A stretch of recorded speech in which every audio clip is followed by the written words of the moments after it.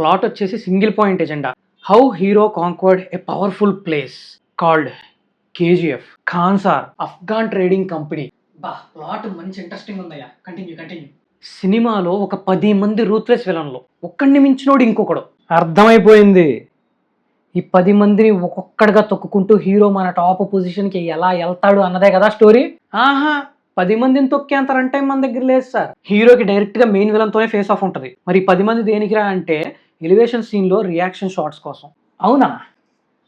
మరి రూత్లెస్ విలన్లు అంటున్నావు, అది 10 మంది అంటున్నావు, పెద్ద పెద్ద యాక్టర్లు ఏమన్నా కావాల్సి వస్తుందేమో. అబ్బాయి ఎందుకు సార్ బడ్జెట్ బొక్క, బాగా గెడ్డం ఉన్నావు 10 మందిని సెట్ చేసి చూద్దాం, సరిపోద్దులేండి.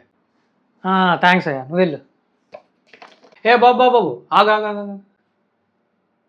ఏంటయ్యా గెడ్డం అంత బాగుంది, నా సినిమాలో విలన్గా చేస్తావా? కానీ ఆడు యాక్టర్ కాదు, నా బాడీ గార్డు. అయితే ఏంటి సార్, అసలు ఆ గెడ్డం చూసారా ఎంత బాగుందో? ఫిక్స్, నా సినిమాలో మెయిన్ విలన్ మీ బాడీ గార్డే ఫిక్స్. సరేనయ్యా, నీ విషను నీ ఇమాజినేషను, నేను కాదన్నా కానీ ఇప్పటికన్నా స్టోరీలోకి వెళ్దామా? యాక్చువల్గా నా దగ్గర కొన్ని మెంటల్ మాస్ సీన్లు ఉన్నాయి సార్, వాటన్నిటిని కనెక్ట్ చేస్తూ ఒక స్టోరీ రాద్దామని చూస్తాను. అసలు ఇదేం అప్రోచ్ అయ్యా? ఇప్పటి వరకు అందరూ స్టోరీ డ్రివెన్ ఎలివేషన్సే చూశారు sir. For the first time elevation driven stories ఎలా ఉంటాయో చూపిస్తా. అది కాదయ్యా, అన్ని సపరేట్ సీన్లు అంటున్నావు, స్టోరీకి సింక్ చేస్తానంటున్నావు. ఇప్పుడు 2-3 సీన్లు సింక్ కాకపోవచ్చు, ఏం చేస్తావు ఇప్పుడు? స్టోరీకి నాన్ సింక్ లో ఉన్నా సరే ఆ సీన్ మాత్రం సినిమాలో ఉండాల్సిందే. అలాంటప్పుడు దాన్ని జస్టిఫై ఎలా చేస్తావు? ఎలాగా? సార్ కథలో ముందుకెళ్లారు. ఇలాగా